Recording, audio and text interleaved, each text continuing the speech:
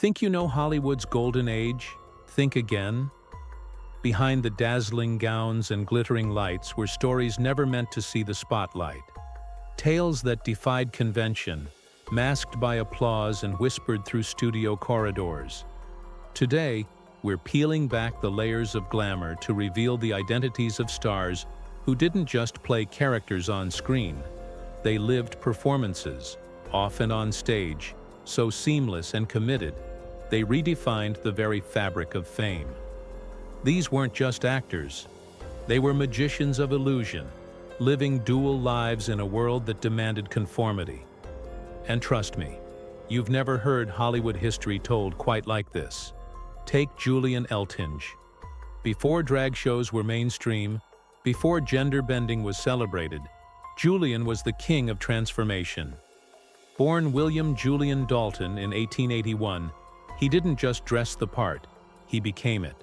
His attention to detail was obsessive, crafting female characters so realistic they left audiences spellbound. At his height, he was a household name, with a Broadway theater, yes, a whole theater, bearing his name on 42nd Street. That's how deeply he etched himself into the American consciousness. But here's the twist. Offstage, Julian doubled down on masculinity, posing for photos while boxing or puffing cigars, desperate to silence any rumor that threatened his carefully balanced public image. And it worked, for a time. Eltinge even lit up silent film screens alongside rising legends like Rudolph Valentino. He earned $3,500 a week at his peak. That's roughly $60,000 today. Think about it. One of the highest-paid stars of the early 20th century was performing femininity with such conviction that audiences never suspected a thing. But the applause didn't last forever. As the culture shifted and the 1930s cracked down on anything deemed non-conforming, Eltinge found himself sidelined. Eventually banned from wearing female attire in public, his final performances were reduced to silent gestures, beside costumes he could no longer wear. A star who once reigned supreme faded into obscurity, a victim of a society that couldn't accept complexity. And then there's Bert Savoy, Eltinge's comedic opposite. If Eltinge played it straight, Savoy leaned fully into flamboyance.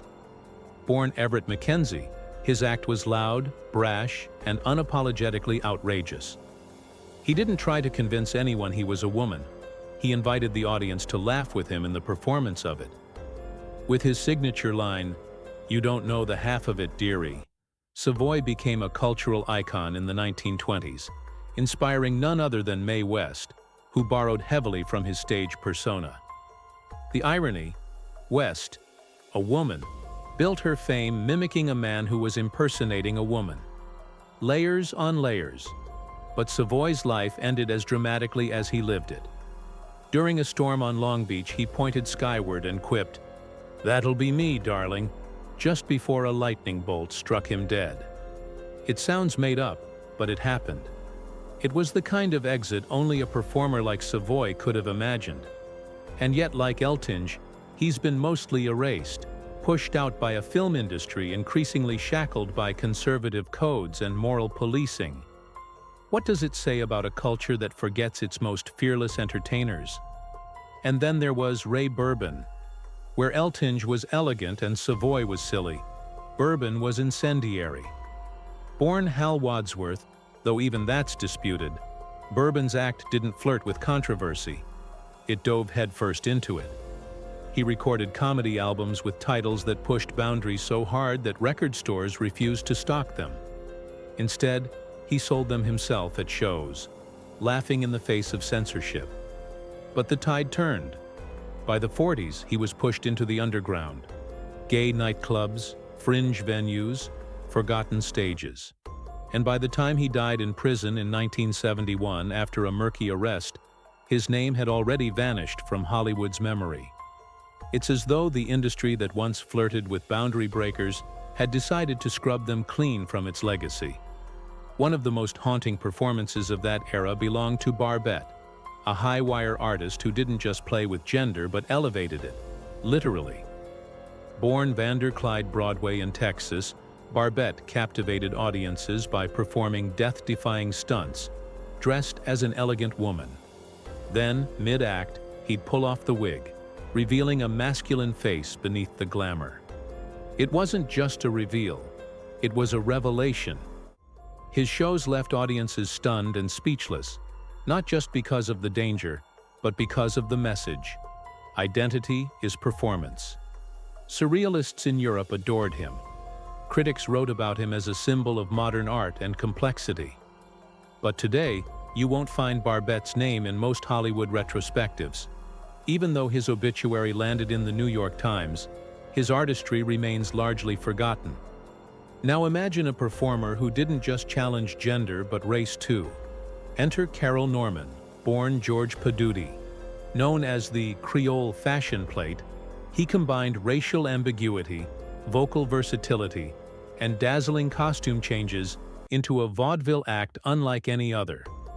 Norman could sing in both male and female registers, switching mid-song with such finesse, it felt like two people shared the stage. In a single show, he could change costumes 6 times, each transformation revealing a new character, a new layer. He played with perceptions of identity in a way that was theatrical, but also subtly political. And yet, where is he in our history books? Another performer, buried under layers of selective remembrance. And finally, Jean Malin, perhaps the most poignant figure of them all. Born Jean Malin in Brooklyn, he was a star on the rise during the early 1930s, openly queer and proud in a world that was anything but accepting. Unlike the others, Malin didn't stick to one gender presentation. He moved fluidly between male and female personas, decades before that language even existed. He didn't just blur the line, he erased it. His boldness caught the spotlight quickly, but it burned just as fast. The legacy of these performers reveals something unsettling: how quickly the world applauds what it doesn't understand, and how easily it turns its back when that applause fades. These artists weren't anomalies. They were pioneers. Their names may have slipped through the cracks of pop culture, but their impact remains, whispered in the style of every boundary-pushing performer who came after. It's easy to forget how much bravery it took just to be seen. When Francis Renaud stepped onto a vaudeville stage in the early 20th century, he wasn't merely performing, he was resurrecting history. Clad in gowns that could rival a museum exhibit, Renaud became Cleopatra, then Catherine the Great, and later Queen Victoria, not just in appearance, but in poise and detail so exacting it blurred the line between art and anthropology. This wasn't parody. This was transformation. His dedication to recreating historical figures with couture precision, costumes sometimes equivalent to $50,000 today, wasn't about shock value. It was a love letter to the past. At a time when impersonators were often dismissed as comic relief, Renaud insisted on reverence. He didn't mock femininity. He celebrated its lineage. And yet, despite this devotion to craft and culture, Renaud's name barely echoes in today's cultural memory. That erasure itself tells a deeper story, about how quickly the world forgets those who don't conform.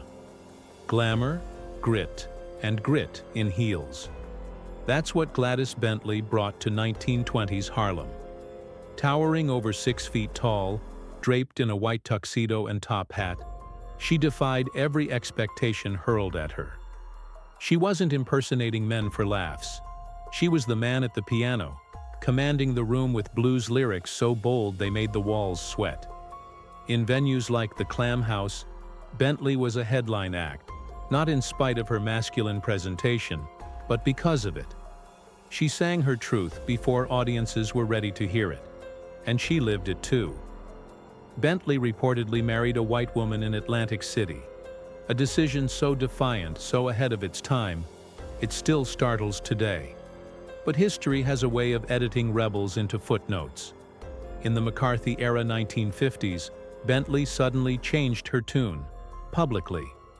In a startling Ebony article, She declared herself reformed, newly Christian, married to a man. Was it sincere? Was it survival?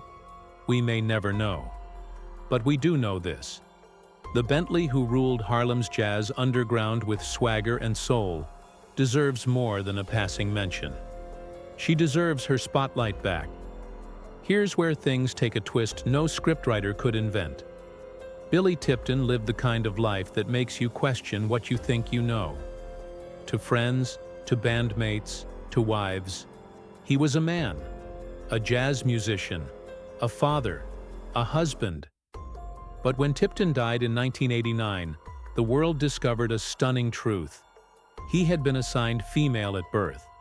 The revelation rippled across headlines, shattering assumptions. Unlike the others on this list, Tipton didn't just adopt a male persona for the stage. He lived as Billy Tipton 24/7. His story isn't about performance, it's about identity, pursued quietly, with unwavering resolve. He started binding in the 1930s and never looked back. And he wasn't just passing in public. He passed intimately, in relationships that spanned years, decades. His life wasn't about deception. It was about existence on his own terms. A private life lived boldly, in plain sight. Tipton didn't want fame, but he earned a kind of legacy that outlives applause. His story lingers because it challenges everything: how we define gender, how we assume truth, and how deeply someone can inhabit their chosen self. As television lit up American living rooms in the 1950s, one performer brought elegance and mischief in equal measure: T.C. Jones. This wasn't vaudeville slapstick. Jones channeled Hollywood royalty with uncanny depth. Bette Davis's smoldering stare, Tallulah Bankhead's smoky bravado, even Katharine Hepburn's clipped cadence. His act, refined and exacting, reframed female impersonation as high art. In an era defined by rigid roles and post-war conservatism, Jones pulled off the unthinkable. Broadway success, primetime television appearances, and even a role in Funny Girl alongside Barbra Streisand. He wasn't just tolerated, he was praised. Critics marveled not at the spectacle, but at the craft. He wasn't a man in a dress, he was a chameleon. And while others had to settle for smoky lounges and supper clubs, Jones headlined stages once reserved for Broadway's elite. He didn't just survive the 1950s, he conquered them, setting the stage for the next wave of performers who refused to be boxed in. Then came Jim Bailey. The television era's answer to illusion so perfect, it made audiences question reality. His Judy Garland wasn't just a performance, it was an apparition. Even Liza Minnelli was moved. Bailey had that rare gift. He didn't mimic. He became. With perfect pitch and uncanny gestures, he resurrected stars like Barbra Streisand and Peggy Lee with such authenticity that even industry insiders blinked in disbelief. But what set Bailey apart wasn't just his technique. It was his ability to make gender disappear into character. He didn't pitch his act as drag, but as dramatic interpretation. And that's how he got booked on The Ed Sullivan Show, The Tonight Show, and The Carol Burnett Show. Not fringe slots, but primetime showcases. Millions watched, and for many, Bailey was their first encounter with gender performance as high art. He walked a tightrope, never mocking, never exaggerating, just channeling. At a time when boundaries were heavily policed, Bailey danced across them with grace, and changed television in the process. Across the Atlantic, another icon was shattering records. And sequins.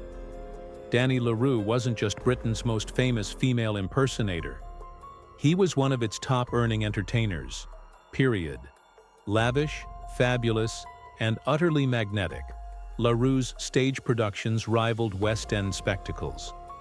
His gowns, stitched by high-fashion designers, weighed so much he trained like an athlete to carry them. But his charm wasn't in the wardrobe.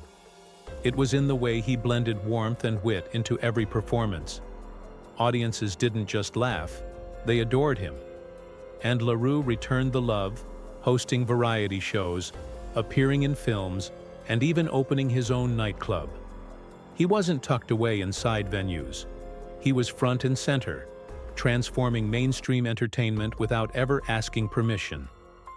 In each of these stories, there's a moment where performance transcends the stage, and art becomes defiance. These aren't tales of costumes and applause. They're chronicles of identity, risk, and a kind of invisible courage. And as we look back, we're reminded of how much history lives in the spaces we overlook.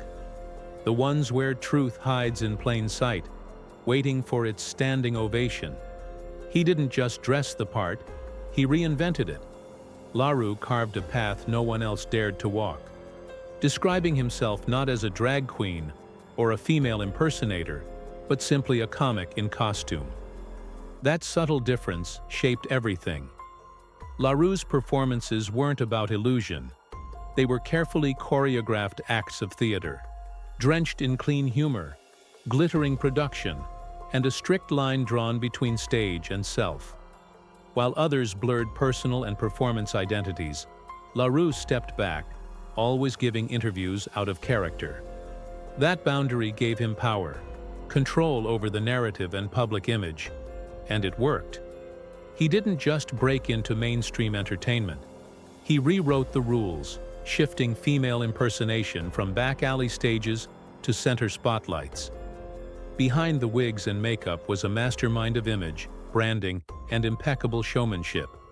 But it was Craig Russell who pulled hearts into the story.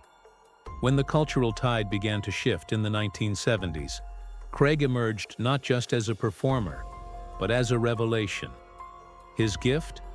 An unmatched ability to breathe new life into Hollywood's golden icons. This wasn't drag for shock or laughs. Craig approached each performance with reverence and precision, mimicking the voice inflections of Bette Davis, the saucy swing of Mae West, and the aching soul of Judy Garland. He became them. He studied their films like a scholar, dissected interviews for tone, and mirrored their gestures like muscle memory. When he starred in Outrageous in 1977, critics weren't just surprised, they were stunned. Suddenly, a drag performer was at the center of a feature film, and not as a joke, but as the heart of the story. There's a moment in that film where Craig effortlessly shifts from Garland to Channing in seconds, and you forget you're watching one man. That was his magic. His transitions were seamless, almost spiritual. And unlike many in his field, he didn't shy away from his truth. He was open about his identity in an era when silence was safer. That honesty cracked open a cultural door. For many watching at home, Craig's performances were their first introduction to icons of the past, stars like Tallulah Bankhead and Carol Channing, resurrected with elegance and empathy. Then came Divine, Hollywood's loudest whisper turned full-throttle roar. Born Harris Glenn Milstead in Baltimore, Divine was less concerned with elegance and more obsessed with disruption. Where others perfected illusion, Divine exploded it. He didn't try to look like a woman. He exaggerated every trait: massive makeup, outlandish outfits, and attitude to match. His look wasn't feminine, it was a cultural middle finger. Divine was a walking contradiction, simultaneously grotesque and magnetic. With filmmaker John Waters, he turned subversion into art. Together they made underground films like Pink Flamingos and Polyester. Films so edgy they were whispered about in college dorms and banned in mainstream theaters. But Divine's genius was in his transformation. In 1988's Hairspray, he played Edna Turnblad with a tender boldness that broke through decades of drag taboo. Suddenly, he wasn't just a provocateur, he was America's mom. That movie was a crossover moment that might have launched Divine into broader fame. But fate had other plans. His death shortly after the film's release ended a career just beginning to be appreciated by the masses.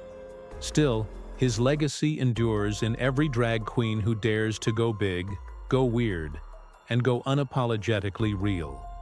And then there's Charles Pierce. If Divine was the rebel, Pierce was the virtuoso. His act was all about control, detail, and transformation without the tricks. Dressed in a simple black dress, a scarf or cigarette holder often the only prop, he could vanish into Joan Crawford or Bette Davis with nothing but posture, voice, and presence. No lip sync, no gimmicks.